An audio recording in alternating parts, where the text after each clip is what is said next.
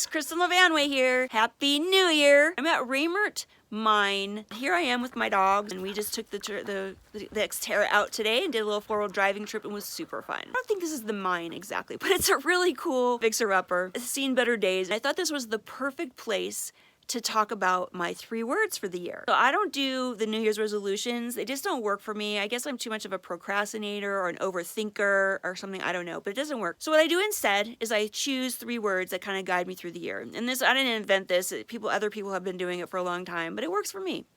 So I want to reveal to you my 3 words for the year. The first one is renew. So I feel like I've reached a point in my life where really a lot of my roles have changed. My kids are grown up. They're having babies. They're having careers. They're like doing life, and they're doing it well, and I'm super proud of them. It's a different vibe. I understand now this empty nester thing. The empty nester thing, yeah, maybe it has to do with your kids moving out, but the bigger piece is, what do I do now? What is my role now? What is my role in their life? What is my role in general? And so I've come to the conclusion that as far as parenting goes, my job is done. Right now, this is the bonus time. This is the we just enjoy each other's company time. We just enjoy being a family. I don't have to do anything. My kids give me as much advice as I give to them. So it's actually quite awesome, and I'm really happy with it. I've come to peace with it. If you're not sure about it, it's like unsettling, but once you figure that out, it's awesome. I'm sort of shifting into, well, you know, how much longer am I going to work? Is there a retirement in my forecast? Maybe yes, maybe no. What does that look like? I don't know. You know, versus building a career and, oh, I got to do all these goals and, you know, make millions or whatever. I'm now rethinking all of that.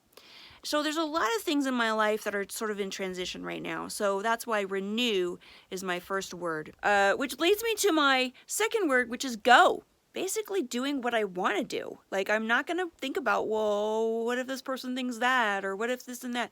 No, I'm just doing stuff. I have kind of felt like I've been waiting for stuff, like almost my whole life. I'm waiting to finish college. I'm waiting, you know, to have some milestone in my job. I'm waiting for my kids to learn to swim. You know, I'm waiting for stuff all the time. I'm not going to wait anymore. I'm just going to go and do stuff. To really launch the go aspect of this year, I traded in my Honda CR-V for a Nissan Xterra 4-wheel drive, which is awesome, but what it represents to me is that I can go anywhere.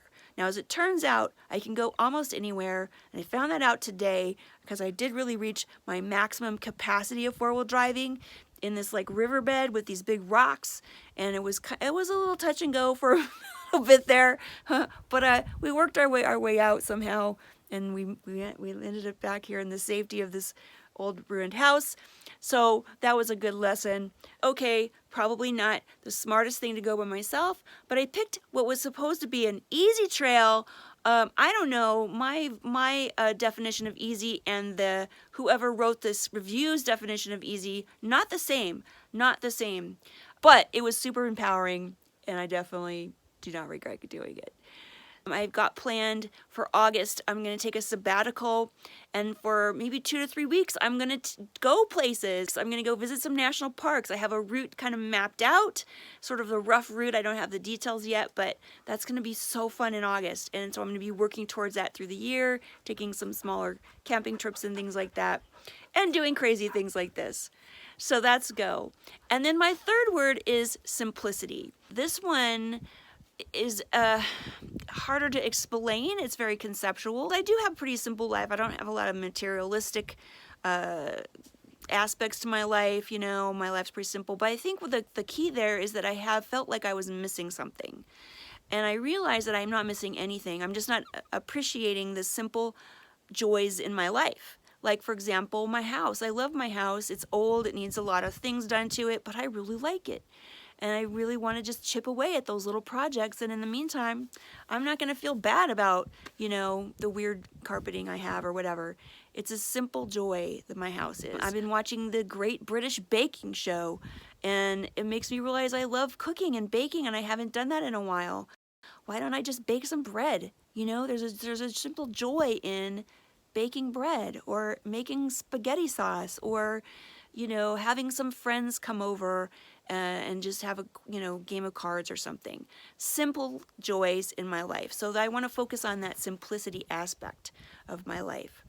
I don't really feel like grand scheme, like big trips to Madagascar or I don't know, these grand schemes that if it brings you joy, definitely should do it. But for me, it doesn't. And for me, those simple things really do. And so I'm going to focus on those and appreciate them. There's a very wonderful quote by Lao Tzu, who is a philosopher, Chinese philosopher from 600 BC, way back in the days of Confucius.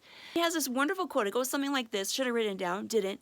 If you are depressed, you are probably living in the past. If you are experiencing anxiety, then you are probably living in the future. And if you are living in the present, you will be at peace. And that's what I want to do. And so that's all part of these 3 words. I think they all come together pretty nicely to do that. So that's kind of the theme for the year. Simplicity. I'm going to go places, and I'm going to enjoy this process of renewal. It's going to be awesome. I will love to hear your 3 words for the year, or pick 1 word or 2 words, or however you kind of launch the new year. It's kind of a new decade, which is awesome, and I know there's been a lot of goofy arguments about how it's not really the start of the decade, but let's be honest, we're all excited for it to be the 20s, and that is a decade. We're all thinking of it in terms of the 20s, so boo on you if you can't embrace that idea. So I'm going to get going. My dogs are, I don't know, taking off somewhere, but I'd love to hear from you. 3 words for the year. Have a roaring 20s, or in my case, an exploring 20s. Whatever works for you. Catch you soon.